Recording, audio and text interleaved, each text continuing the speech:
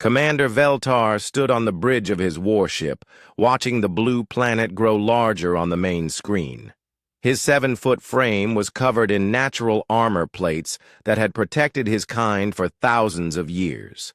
Around him, his crew moved, with the practiced grace of warriors who had fought across the galaxy. "Sir, we are approaching the third planet," reported his second officer, Zurwin. The tactical display showed a world covered in blue water and white clouds. "The humans call it Earth." Veltar nodded slowly. He had read the reports about this species many times. Humans lived on what the Galactic Federation called a death world, a planet so dangerous that most civilized species would die within hours of landing there. The gravity was crushing. The weather was violent. The very air contained poison that would kill most aliens. "What do we know about their military strength?" Veltar asked. Zurwin checked his data pad. "Very little, sir. Our long-range scans show they have basic weapons and flying machines. Nothing that should threaten our ships. But the planet itself..." He paused. "Sir? Their world has killed more survey teams than any other planet we have studied." The ship's communications officer, a female warrior named Hexara, looked up from her station. "Commander, we are receiving a signal from the planet's surface. It appears to be some kind of welcome message. Put it on the main screen," Veltar ordered. The image that appeared made the entire bridge crew stop and stare. A human female stood in front of what looked like a mountain cliff. She was small compared to the Vorthons, maybe half their height, with no visible armor or natural protection. Her skin looked soft and vulnerable. "Hello, visitors from space," the human said in a calm voice. "My name is Sora. We have been expecting you. Please land at the coordinates I am sending. We have prepared a safe place for your ship." Veltar frowned. The human looked so fragile, yet she stood casually next to a drop that would kill most species just from looking at it. Behind her, other humans moved around doing various activities. Some appeared to be climbing the cliff face with nothing but thin ropes. "Sir," Hexara said quietly, "our sensors show that cliff is over 3,000 feet high, and those humans, they are climbing it voluntarily." "Impossible," Zurwin muttered. "No rational being would attempt such a thing without proper military equipment and training." Veltar watched the screen more carefully. The humans below were not just climbing. They seemed to be enjoying themselves. Some were laughing. Others were calling out encouragement to their climbing companions. None of them looked afraid. "Perhaps it is some kind of military training exercise," Veltar suggested. "They must be showing us their elite soldiers." On the screen, one of the humans reached the top of the cliff. Instead of stopping to rest or celebrate his survival, he did something that made every Vorthon on the bridge freeze in shock. He stepped off the edge and jumped. "Alert! Human casualty!" Hexara shouted, her fingers flying over her controls. "One of them has fallen from the cliff!" But as they watched, a large piece of fabric opened above the falling human. He was not falling to his death. He was flying. The human guided his flight through the air, turning and spinning, as if the deadly fall was nothing more than a game. What is he doing?" Zurwin asked in a whisper. "I believe," Veltar said slowly, "that human is having fun." The word fun did not translate well into Vorthon. Their language had no concept for deliberately risking death for pleasure.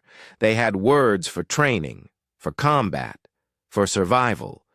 But the idea of seeking danger for entertainment was completely foreign to them.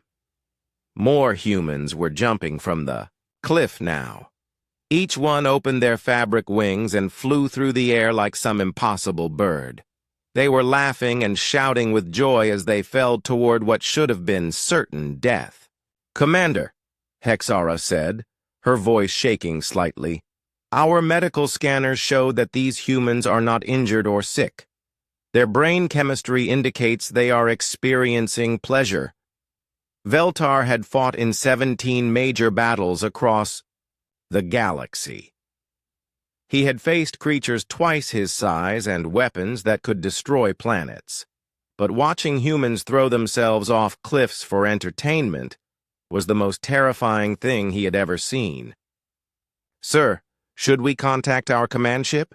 Zurwin asked. "Perhaps we need backup." "No," Veltar said firmly. "We are warriors of the Vorthon Strike Force. We will complete our mission." But even as he said it, he wondered what kind of species they were about to meet. The ship landed in a clearing near the human settlement. As the landing ramp lowered, Veltar and his team stepped onto the surface of Earth. The gravity hit them immediately. It was stronger than their homeworld, making each step feel heavy and difficult. 3 humans approached the ship. The female from the transmission, Sora, led the group. With her were 2 males. One was tall and thin with kind eyes. The other was shorter but moved with the confidence of someone comfortable with danger. "Welcome to Earth," Sora said with a smile. "I am Sora, and these are my friends Hyun-Ki and Tai-Jin. We are very excited to meet you." Veltar stepped forward, his armor gleaming in the Earth sunlight. "I am Commander Veltar of the Galactic Federation. We come in peace to establish contact with your species." "Wonderful," Hyun-Ki said, clapping his hands together. "We have prepared some activities to show you our culture. I hope you like adventure." Way he said the word adventure made Veltar's blood run cold. In the distance, he could see more humans jumping from the cliff.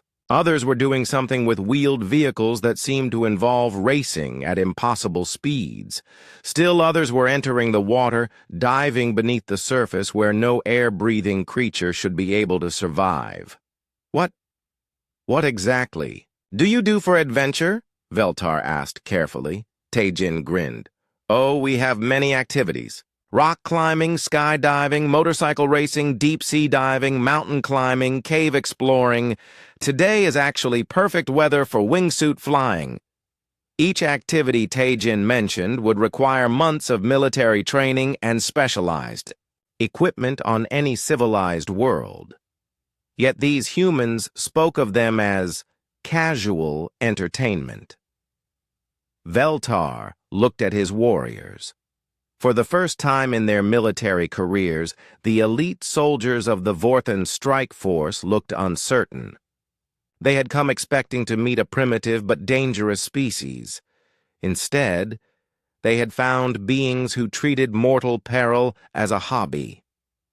"Perhaps," Veltar said slowly, "you could show us some of your safer activities first?" Sora laughed. "Of course. Hyun-Ki, why don't you show them the beginner slope?" As they walked toward what the humans called a beginner slope, Veltar began to wonder if the Galactic Federation had made a terrible mistake. They had classified humans as dangerous because they lived on a death world, but watching these fragile-looking beings throw themselves off cliffs for fun, Veltar realized they might have underestimated the true meaning of Death World entirely.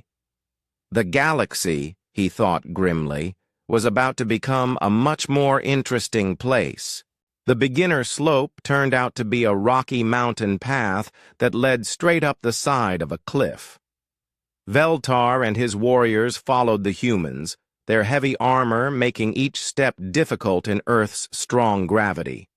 The humans moved easily, as if the crushing weight meant nothing to them. "This is where we teach children to rock climb," Sora explained cheerfully. She pointed to a section of vertical rock face that looked impossible to scale. "Most kids start here when they are about 8 years old." Zurwin stopped walking. "You allow your young to attempt this?" "Of course," Hyun-Ki laughed. "How else would they learn?" "Don't worry. We use safety ropes for the beginners." Veltar looked at the thin ropes the humans carried. On his home world, those would not be strong enough to hold a small child, let alone support someone climbing a cliff. Yet the humans trusted their lives to these fragile-looking strings. "Perhaps you could explain your military training system," Veltar suggested. "These activities must be how you prepare your soldiers for combat." Taejin looked confused. "Military training? Oh no, these are just hobbies.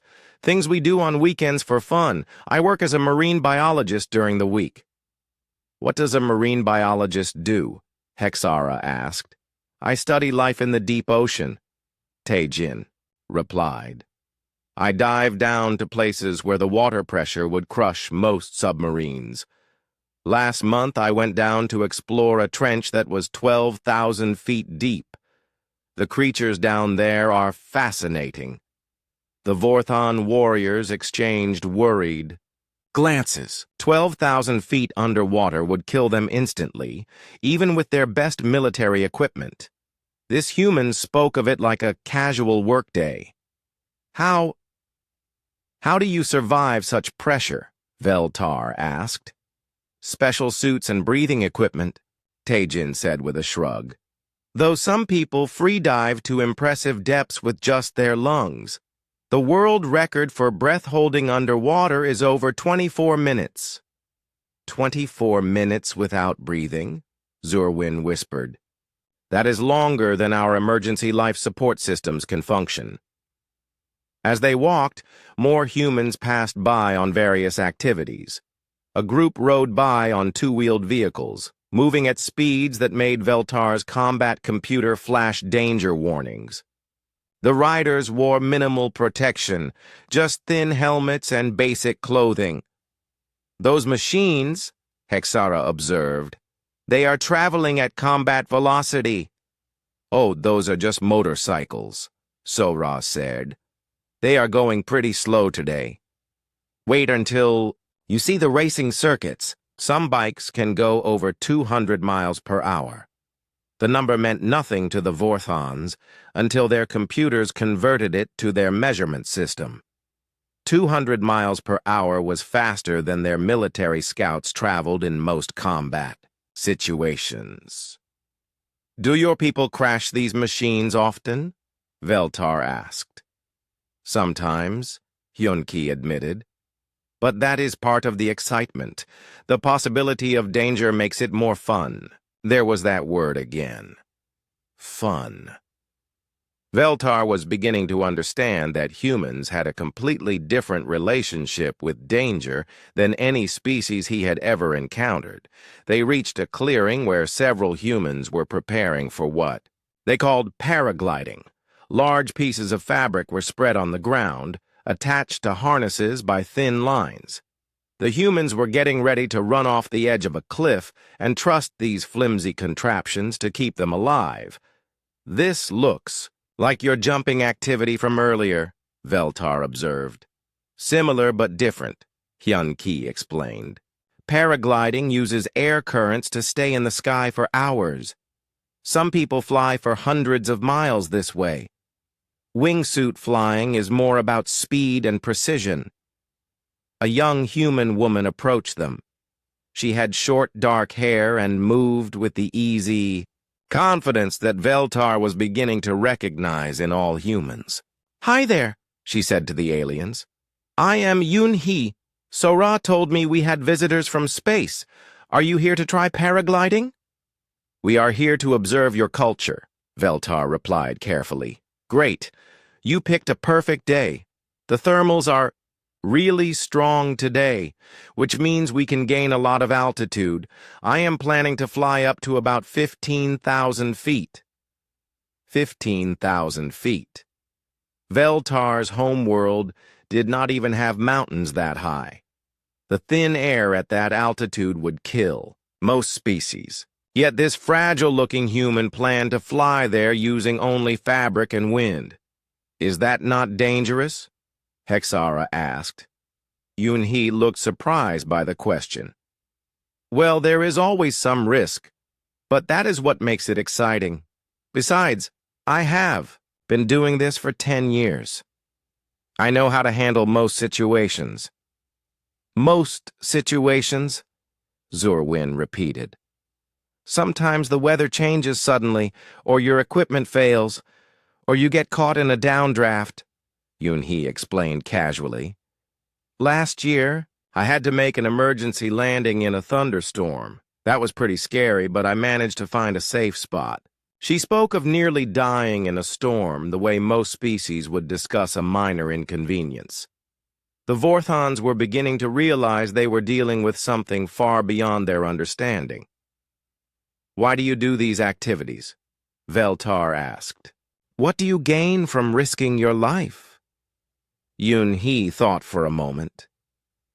It makes me feel alive, I guess. When you are flying through the air with nothing but wind keeping you up, every moment feels important.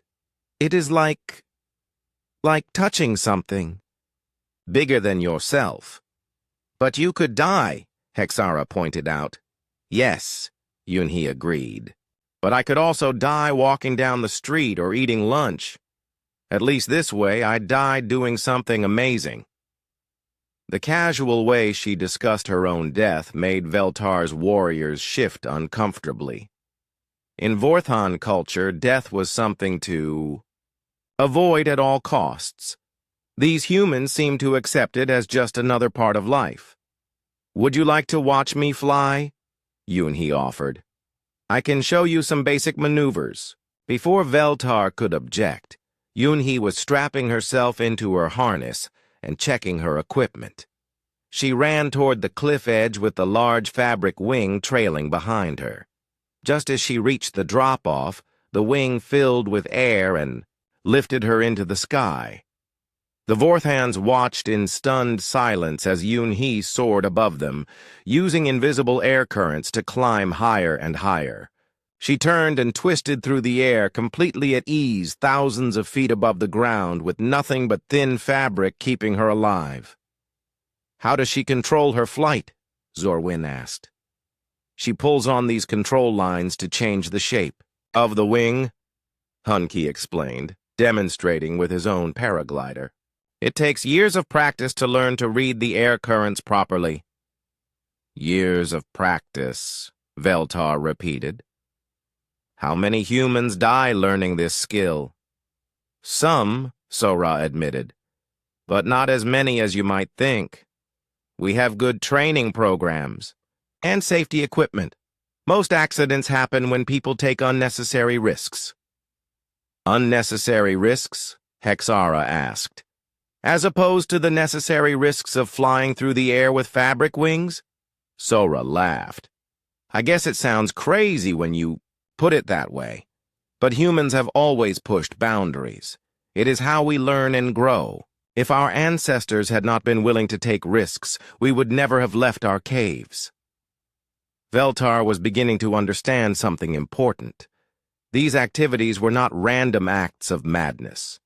They were part of what made humans who they were. Their willingness to face danger, to push limits, to treat the impossible as merely difficult, this was how they had survived on their deadly world. Above them, Yunhee was demonstrating advanced maneuvers, spinning and diving through the air, with incredible precision. She looked like she was dancing with death itself, and she was clearly enjoying every moment of it. Commander, Zurwin said quietly, I am beginning to think our intelligence reports were incomplete. Veltar nodded grimly. The reports had classified humans as dangerous because they lived on a death world. But watching them play with death for entertainment, he realized the truth was far more complex. Humans were not just survivors of a dangerous world. They were beings who had learned to love danger itself. As Yun-hee landed gracefully in the clearing, laughing and exhilarated from her flight, Veltar knew his mission had changed. He was no longer just making first contact with another species. He was trying to understand beings whose very concept of fun would give nightmares to the galaxy's greatest warriors. The next morning, Sora woke the Vorthon visitors early with exciting news. "Today is our monthly Extreme Sports Festival," she announced. "Perfect timing for you to see what humans really enjoy doing." Veltar and his warriors had spent the night in their ship, trying to process what they had already witnessed. Their sleep had been filled with images of humans throwing themselves off cliffs and flying through the air on fabric wings. Now they were being invited to see more. What exactly happens at this festival? Veltar asked carefully. "Oh, all sorts of activities," Hyun-ki said with enthusiasm. "Base jumping, whitewater rafting, rock climbing competitions, motorcycle stunts. It is like a celebration of human adventure." Each word made the Vorthons more nervous. They followed the humans to a large area near the mountains where hundreds of people were gathering. Everywhere Veltar looked, he saw activities that would be classified as suicide attempts on any civilized world. At the first station, humans were preparing for something called base jumping. A young man named Jin Woo was explaining the activity to a crowd of spectators. "Base jumping is when you jump from buildings, antennas, spans, and earth formations," Jin Woo said cheerfully. "Today we are jumping from that cliff platform over there. It is only 800 feet high, so it will be a quick ride down." Only 800 feet. Veltar watched as Jin Woo strapped on a small backpack and walked casually toward a platform that jutted out from the cliff face. The drop below was straight down to rocky ground that would kill anyone who hit it. "Are there safety measures?" Hexara asked nervously. "Of course," Jin Woo replied. "I have a parachute that will open automatically if something goes wrong. And I have been doing this for 5 years, so I know how to land safely." He said it as if 5 years of experience made jumping off cliffs completely safe. On Veltar's homeworld, 5 years was barely enough time to learn to operate basic machinery safely. Without any ceremony or special preparation, Jin Woo simply ran forward and leaped off the platform. The Vorthans watched in horror as he fell, like a stone toward the ground. For several seconds, he was just a falling figure with no protection except a small backpack. Then, with only moments to spare, a parachute burst from his pack. Jin Woo's fall slowed dramatically, and he guided himself to a gentle landing in a marked area below. The crowd cheered and applauded as if they had just witnessed something wonderful instead of a near-death experience. "Who wants to go next?" Jin Woo called out, already preparing his equipment for another jump.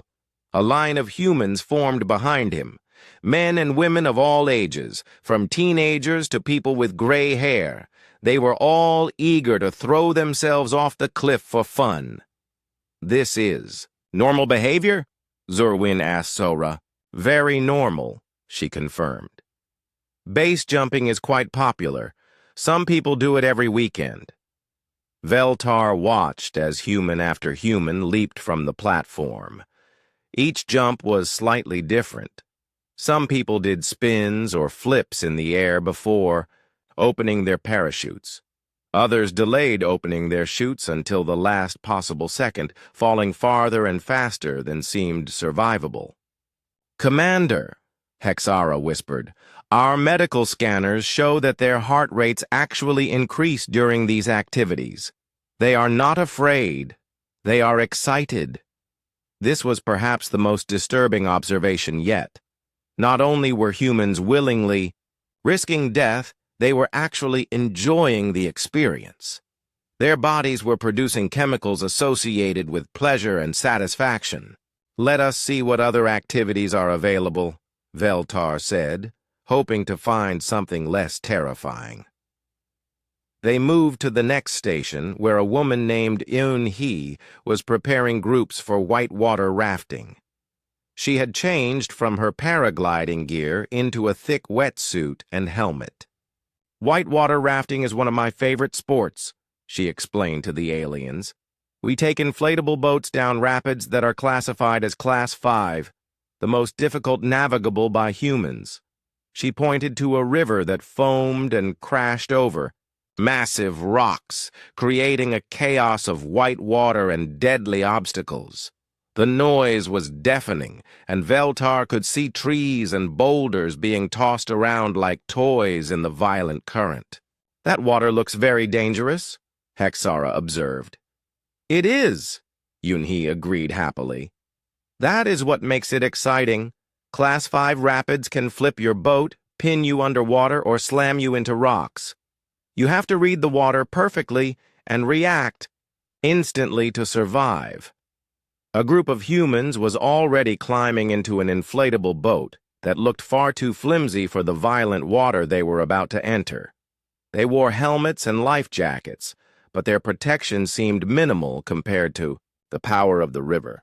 "How many people died doing this activity?" Veltar asked. "Some," Eun-hee admitted, "but good training and proper equipment make it much safer. I have been a rafting guide for 8 years, and I have only lost consciousness underwater 3 times. She said this as if losing consciousness underwater was a minor inconvenience rather than a life-threatening emergency. The boat pushed off into the rapids, and immediately the water grabbed it and threw it around like a toy. The humans inside paddled frantically, shouting instructions to each other as they navigated between rocks that could crush their boat instantly. "They are not just surviving," Zurwin observed in amazement. "They are working together, coordinating their efforts." It was true. Despite the chaos and danger, the humans in the boat moved as a team. When the water tried to flip them over, they shifted their weight together. When rocks threatened to tear holes in their boat, they steered as one unit.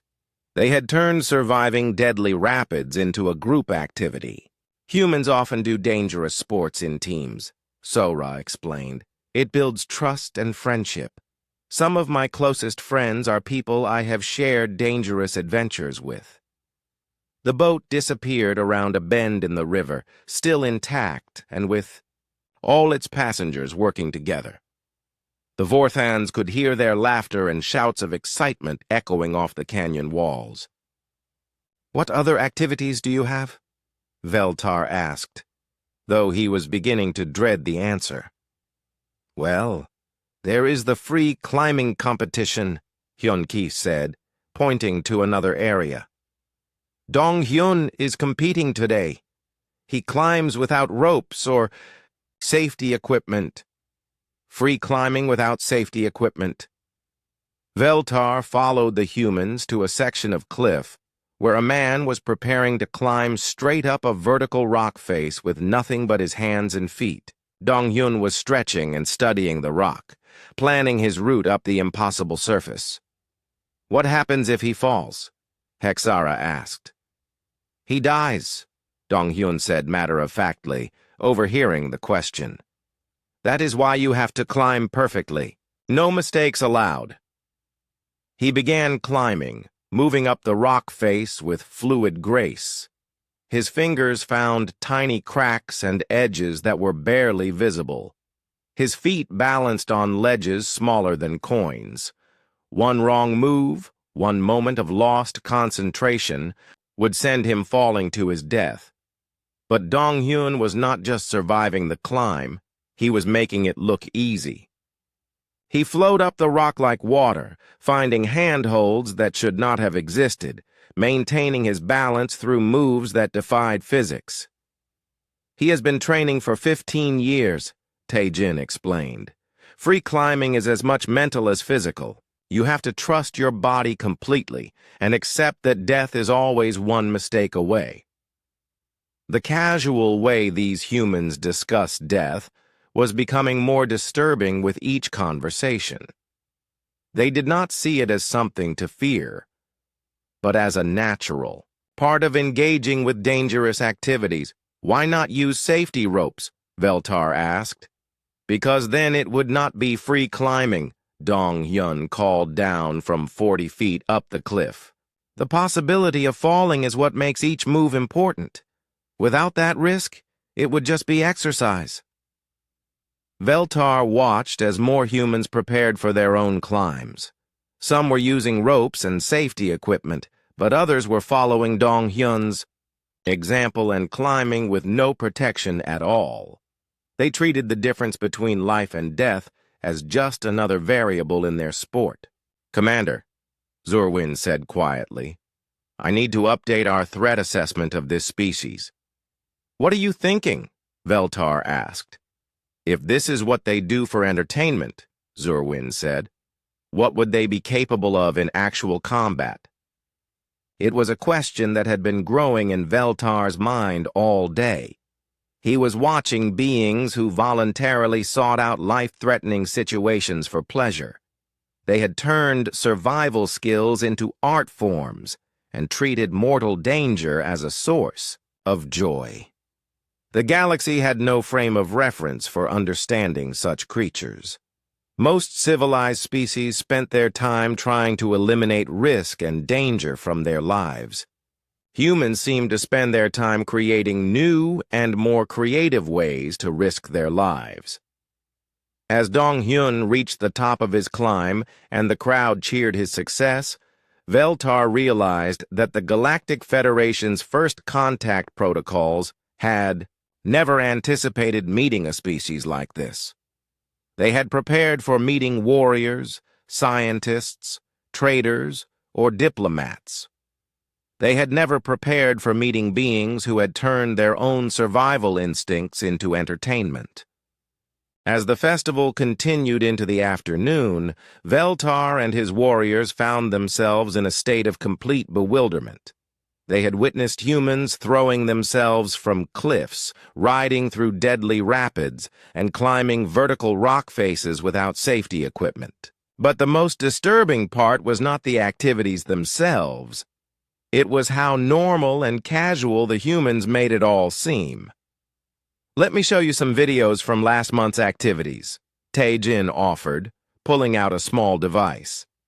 I think you will find them interesting. The screen lit up with images that made Veltar's combat computer immediately flash warning signals. Humans were surfing on waves that towered 50 feet high during a storm that would sink most spacecraft. The wind was so strong it was bending trees in half, yet the humans rode their boards through the chaos as if it were a calm day at the beach.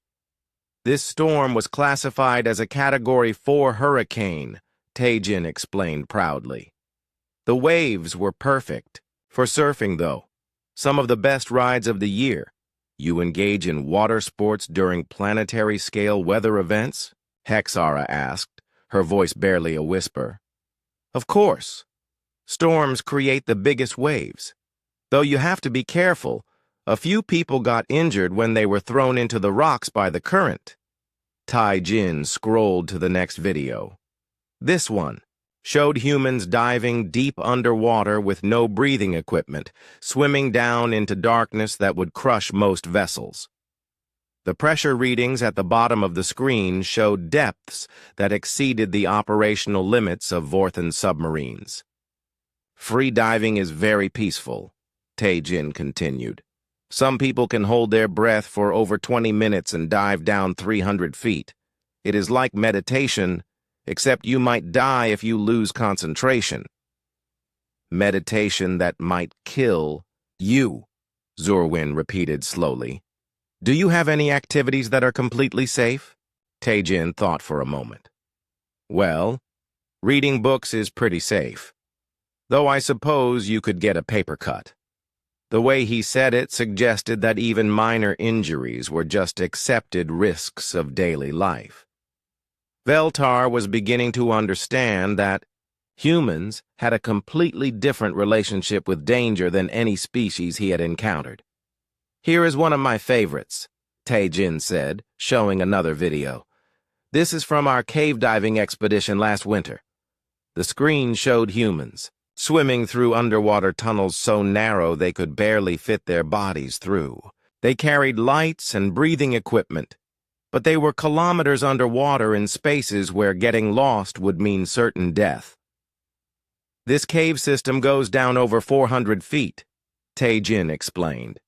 "We spent 6 hours exploring new passages. At one point, we had to remove our air tanks to squeeze through a gap that was only 18 inches wide.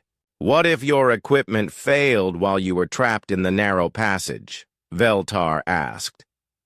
"Then you would probably die," Tae-jin said matter-of-factly.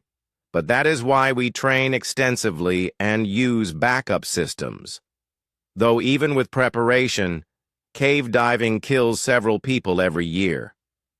He spoke about people dying the way most beings would discuss minor equipment failures. Death was just another factor to consider when planning their recreational activities. "Show them the winter climbing videos," Yoon-hee suggested, joining their group. "Those are really impressive."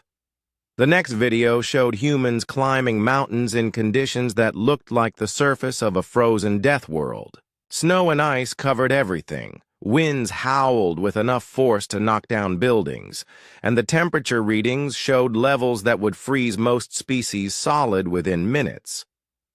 "This is Mount Everest," Yoon-hee explained. "It is 29,000 feet high. The air is so thin that you cannot breathe without extra oxygen, and the weather can change from calm to deadly in minutes." "Why do you climb such mountains?" Hexara asked. "Because they are there," Yoon-hee replied, as if this explained everything. "Every year, hundreds of people attempt to reach the summit. Many die trying, but that just makes success more meaningful." The video showed a line of humans slowly making their way up the mountain, each one carrying heavy packs and struggling against the thin air and brutal cold. Some collapsed from exhaustion. Others turned back when they realized they could not continue safely, but many kept climbing, pushing themselves to the absolute limits of human endurance. "The death zone starts at 26,000 feet, Yoon-hee continued. "Above that altitude, the human body begins to die, even with oxygen equipment. You can only stay there for a few hours before it kills you. And people choose to enter this death zone?" Veltar asked. "Every climbing season," Yoon-hee confirmed. "Some spend years training and saving money just for the chance to risk their lives on that mountain." Veltar tried to imagine any Vorthon voluntarily entering a place called a death zone for recreation. The concept was so foreign to his thinking that his mind struggled to process it. "Let me show you something that happened just last week," Dong-hyun said, taking the device. "This will help you understand human nature." The video showed a human child, perhaps 10 years old, learning to ride one of their two-wheeled vehicles. The child kept falling off, scraping his knees and elbows on the rough ground. Any rational being would have stopped after the first injury. But the child kept getting back on the vehicle, falling off again and again, until finally he managed to stay balanced. "Every human child goes through this process," Dong-hyun explained. "We learn that falling down and getting hurt is just part of learning. Pain and danger are not things to avoid, they are things to overcome." This simple video revealed something profound about human psychology. They did not seek danger because they were reckless or stupid. They sought it because their entire development process taught them that overcoming dangerous challenges was how they grew and improved. "It starts when we are very young," Sora added. "Children climb trees, jump from high places, wrestle with each other. Activities that other species would consider dangerous, we see as normal childhood development. Your young are trained for danger from birth, Zurwin observed.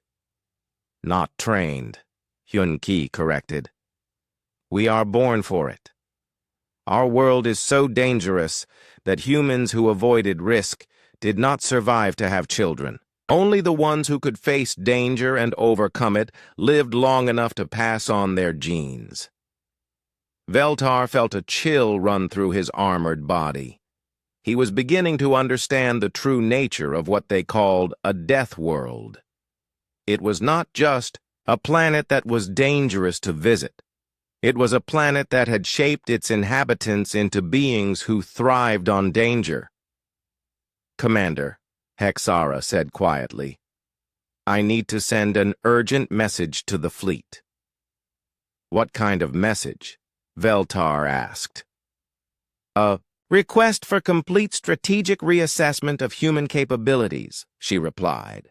If this is how they behave during recreation, we need to reconsider what they might be capable of during warfare. It was a thought that had been growing in Veltar's mind all day. He had watched humans do things that would require specialized military training and equipment on any other world. They did these things casually, for fun, using minimal protection and treating near-death experiences as entertainment. Do humans ever fight wars?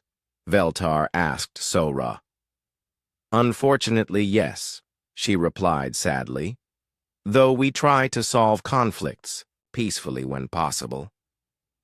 What are human soldiers like in combat? Sora thought for a moment. Soldiers are trained to be more disciplined and organized than civilian adventurers, but they still have the same basic human nature.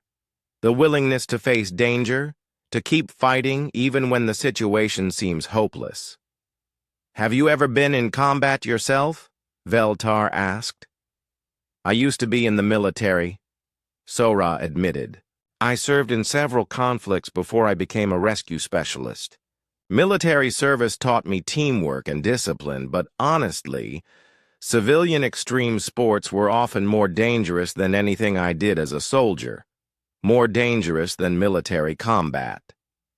Veltar tried to process this information and failed. On every civilized world, military service was considered the most dangerous profession. The idea that recreational activities could be more dangerous than warfare was beyond his comprehension.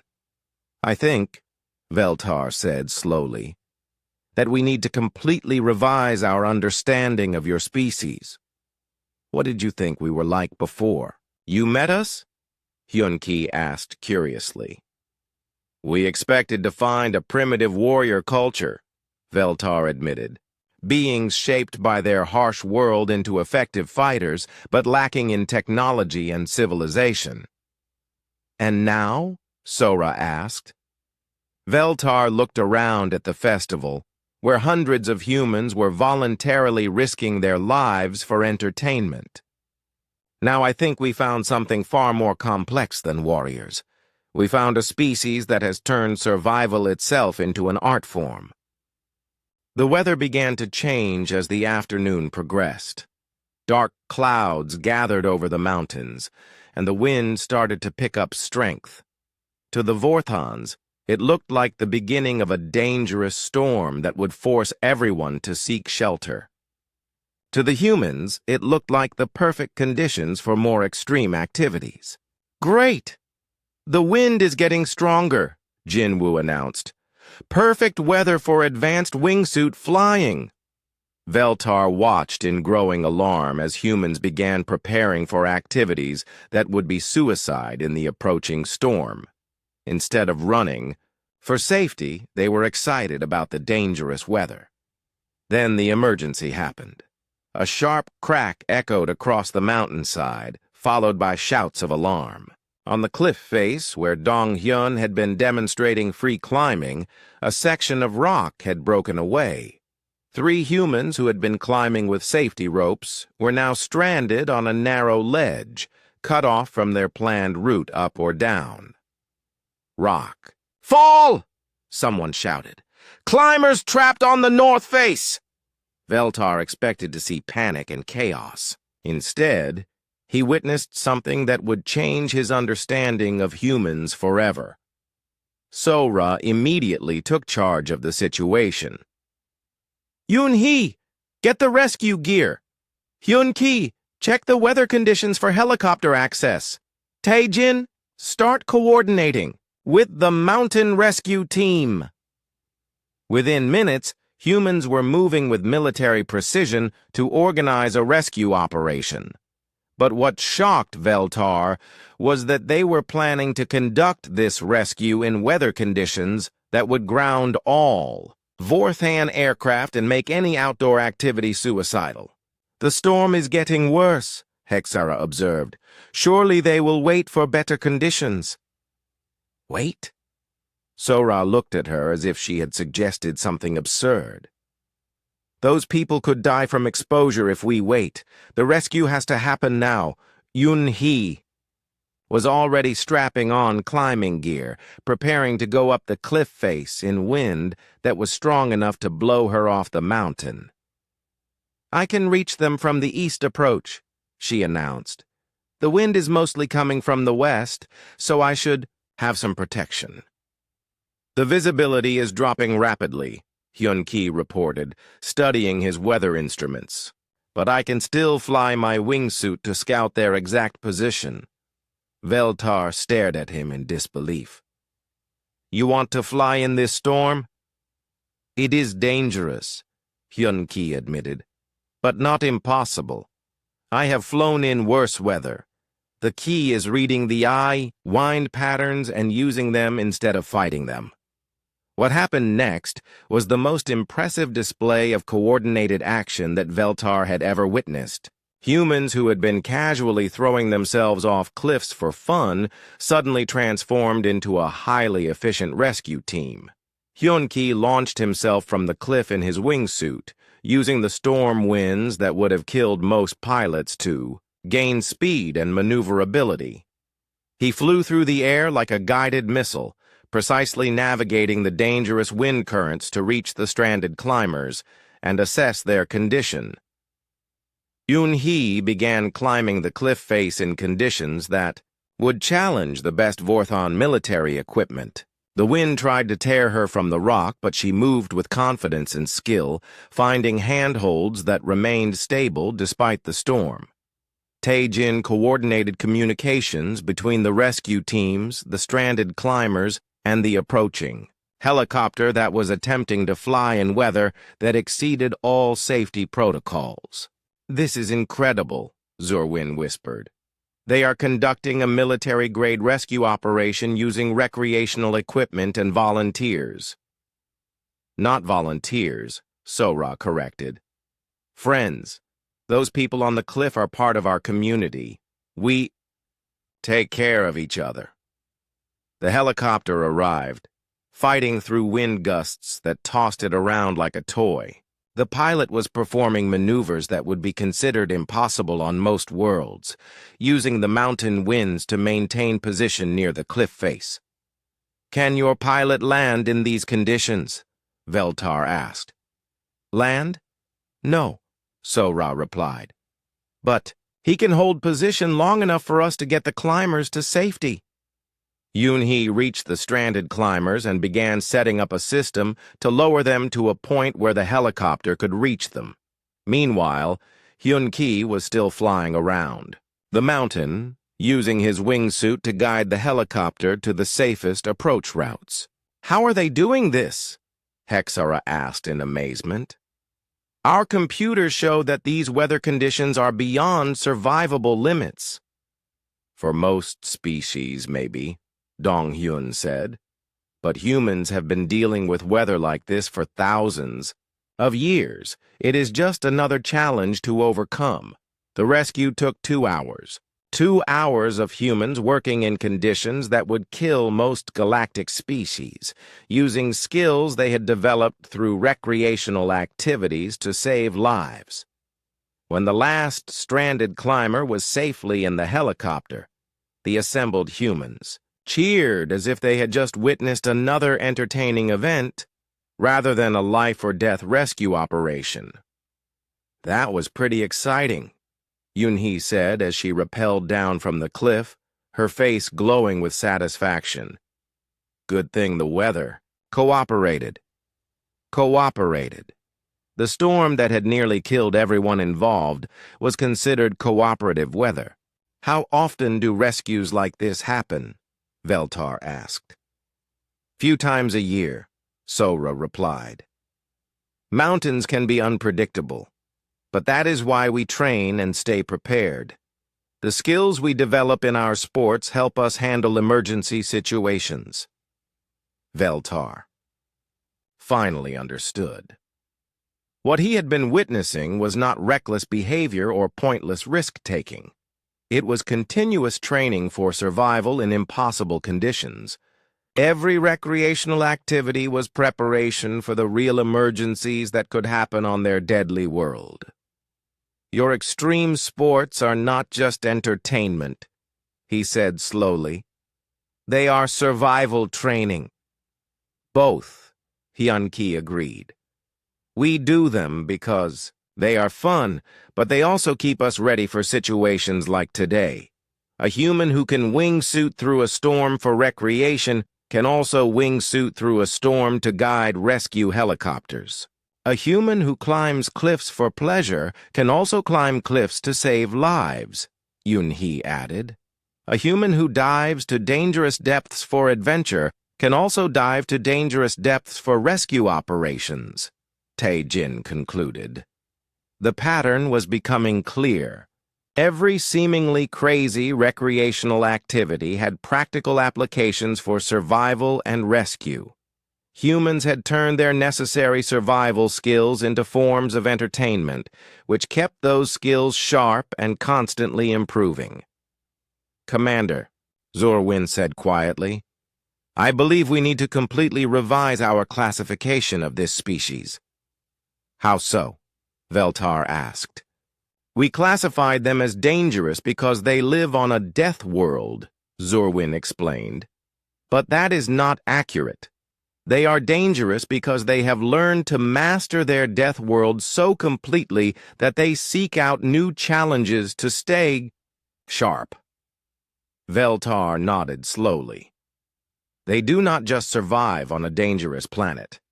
They have become beings who need danger to function properly."